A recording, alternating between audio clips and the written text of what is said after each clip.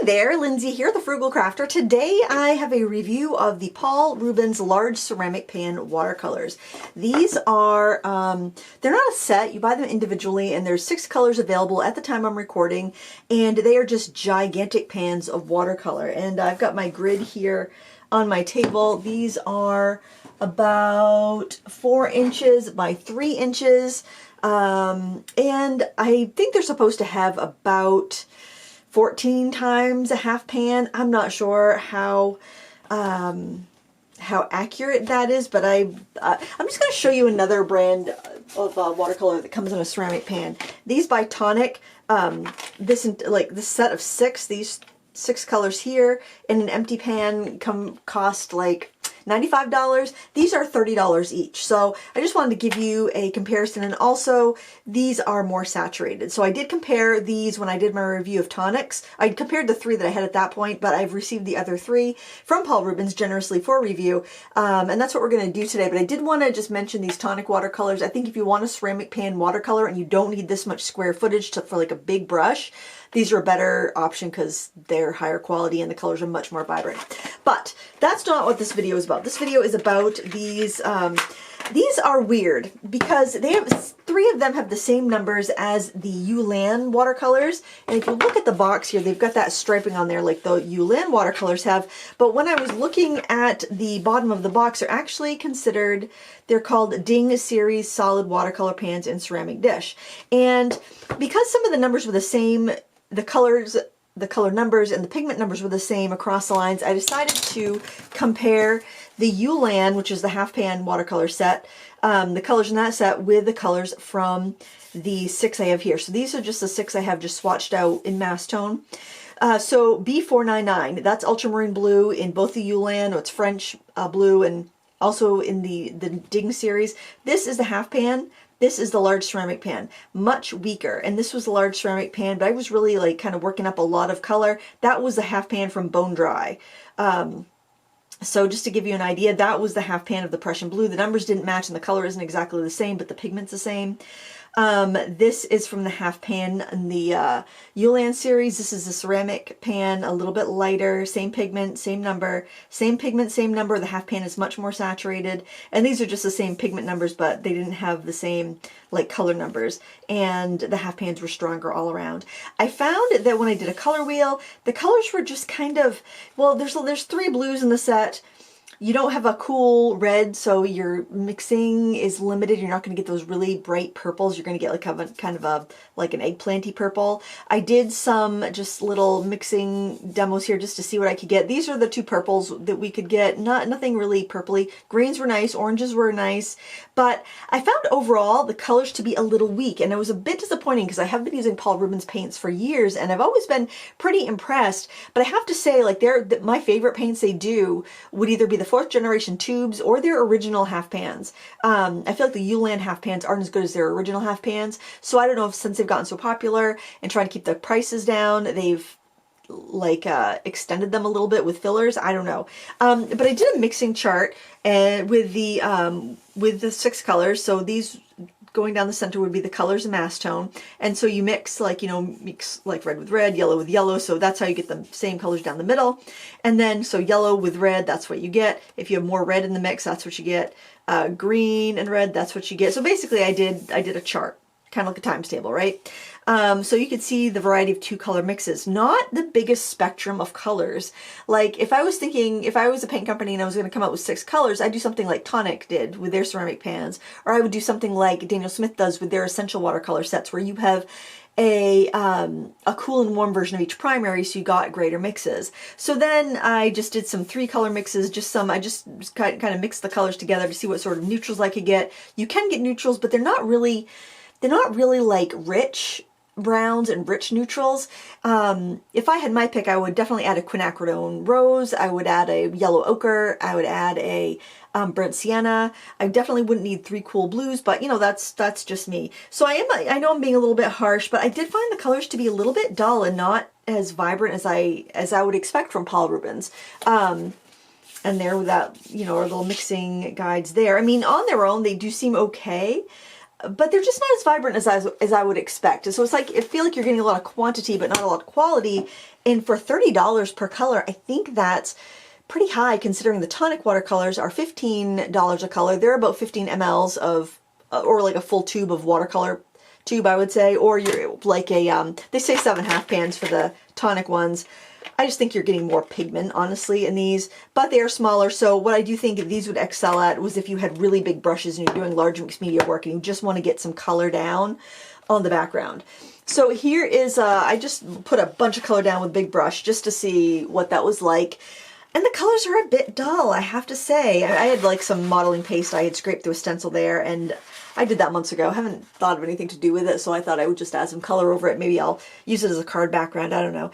But yeah, I thought the colors were just kind of dull, and that is the textured side of this paper. It was just kind of underwhelming is, I guess, what I want to say about those colors. So then I thought, all right, Lindsay, let's use some cotton paper. Let's do an actual artwork with it and see how we feel. So I'm not completely done this one, and I have been adding mixed media to it, but I wanted to show you before I added any more to it, just so you could see more of the watercolor. And I started the painting with watercolor with a big brush, and actually it worked really well for that, for like splashing, for painting in, just, you know, getting color down on paper. The colors moved fine, about typical for Paul Rubens paint. They're not the whooshiest paint in the world, but they flowed. They flowed fine. But I would just say, unless you need these big pans because you want to put in really big brushes, I don't really see a big benefit for them. Now, I love novelty, so large ceramic pans, I mean, they're nice. They're nice ceramic pans. I'm sure they would cost, you know, a certain amount of money if you were just buying them empty. So I'm sure that's where a lot of the cost of this is, and the packaging. It's got a beautiful flocked tray to keep it from breaking. It's got a nice chipboard box. So, you know, Paul Rubens does a great job in the packaging. For these, though, I would just say I don't think the quality in the paint is there, and the selection of colors I think could have been a better thought out to reach a greater variety of what you could paint, because it's like, it's not really a full, what a landscape painter would need. It's not really what a floral painter would need. I don't know what they're trying to hit, except they call that Chinese red, they call that Oriental green. Is this one the green? I think so. So maybe it's meant for more of a traditional Chinese painting discipline that I'm not aware of, which could very well be. I'm not very versed in classical Chinese painting, but, and like, I guess on their own they're vibrant enough. I was just kind of disappointed in the variety of colors we can get from these 6 colors, and not to mention the fact that it would be like, what, 180 bucks if you wanted to buy all of these colors, and I just think there's better ways to spend your money. The pans are cool. They're very cool. It's very novel. I really like the concept of it. I just wish that the colors were stronger. Like the ultramarine blue. Ultramarine is like the color I use most out of all colors, but this ultramarine just doesn't have it. It's not robust. I felt like I really had a dig, and all the other colors when I was mixing with the ultramarine, the other colors I felt were really kind of taking it over. I don't know. I just wasn't very impressed, I guess, with the quality of the paint. I would say if you have to pick and choose, I would go for the red, the yellow, and the turquoise. Those were the 3 best colors, most strong and most vibrant, most saturated. So if you are curious about it and you want to do a triad, that's what I would do, even though that is lean kind of green. The ultramarine blue is just too weak for me to recommend. I don't think you'd end up using it up before you'd be frustrated and wanting to dig it out and put a better paint in there. I'm bummed because I do like Paul Rubens as a brand. I do like their products in general. I had fun using them with this project. I mean, it was a great way to get a lot of color down on a background with a big brush. In fact, I kind of wished I had a bigger page when I was starting this, but I kind of had limited space on my table because I had other stuff going on. So I think that's probably what I will use these for, is when I want to do like big backgrounds. And the other thing you do have to worry about is, you know, that's a lot of, you'd really have to rinse your brush in between or have a brush for each color if you are doing some big splashy backgrounds, because it would be really easy to contaminate the whole thing if you're not careful. And I was careful, and I was still getting like, I was still getting some green in there. But that's my thoughts on this. I like the packaging. I like the ceramic pans. I definitely would reuse them. I don't know if I'll ever get through that paint because I don't think it's something I'm going to reach for unless I'm doing some large scale works and I want to just get through some paint. And maybe I will challenge myself to do that so then I can reuse the ceramic pans. The other thing is though, these take up a lot of space, and having these out of my workspace, I didn't have room for a bigger paper. It really, you know, because when you've got your work, your painting you're working on, and then it's like, okay, where do I put these? I need a mixing area too. So it was kind of like weird, and then trying to remember what color was what, because the greens and the blues, the green and the blues look so similar because they're so dark. It was hard to kind of tell what I had unless I had some splashed over the edge. It wasn't, they weren't as fun to use as I thought they were going to be, but then again, maybe if I was working large on my big table doing a big piece, they would be much more useful. And in fact, they would be more useful for that, and that's probably what I will use them for. But I just wanted to give you the heads up. I don't know if they're going to come out with more colors of this. It's probably going to depend on how well they sell. I don't know how well they're selling. The only people I know that have these are ones that were given them in their, like, 3 of these came in a Christmas box: the ultramarine blue, the yellow, and the red. It's pyrrole red, lemon yellow, like a Hansa yellow light, and ultramarine blue. And then when they asked me if I wanted to pick 3 to review, I picked the 3 colors that I didn't have so I could review them all. I don't know. It would be cool to have a yellow ochre, a burnt sienna, and a quinacridone rose, but I don't know if I'd be willing to invest $90 to fill out this set, even given to the fact that they sent me these for free. So, obviously, it's your money, do what you want. They're fine, but they are student grade as best. I would say they're kind of Cotman quality. I wouldn't say they're Cotman equivalent. I don't think they're Cotman watercolors. They don't seem... But they do seem, in strength-wise, you seem like a student grade, a decent student grade paint. They do not feel like a professional paint like the professional Paul Rubens paints. And swatching them side by side with the Ulan that has a similar pattern, has the same pattern on the box, they're not the same quality. So I just wanted to put that out there in case you were thinking about these. Who knows, maybe they'll go on a really great sale. And if they do, I'm sure people will be more interested in them. But at $30 a pop, I think that's too much. I mean, I don't know what the little dishes would cost on their own. But even say they cost $20 on their own.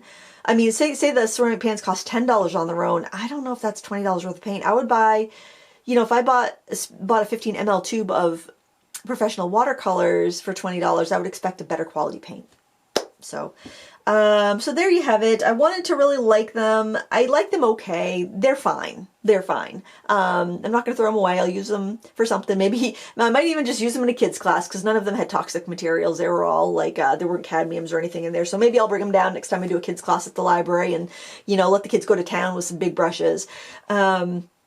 But as far as fine artist use, I think the pigments are fine. I don't think they're going to fade, but they're just not very concentrated in the paints. Although I will say there is a Prussian Blue PB27 that's got dodgy light fastness because it can change when exposed to light, and it's got a PB16, which also is not the most light fast of the phthalo blues, that turquoise color. So, you know, I don't know. So it's very well possible that these are designed for a type of painting I don't do. These could definitely be more of a traditional Chinese product, and I do apologize if I am just, you know, barking up the wrong tree and putting out uninformed information.